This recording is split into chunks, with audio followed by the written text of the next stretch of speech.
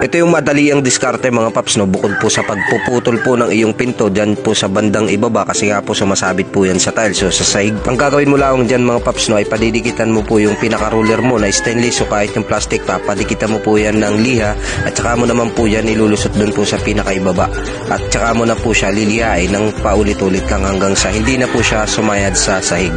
At kung wala ka naman magamit na tools na pangpihit dito, maaari ka pong gumamit ng tali at tingitan mo po ito ng screwdriver para po ito ay magigpit at saka mo naman po siya pipihitin. Kung nakatali na ang inyong zip tie or tie, huwag nyo po puputulin mga paps, no? Ang gawin nyo ay ipitin nyo po ng pliers tsaka nyo po siya hilain.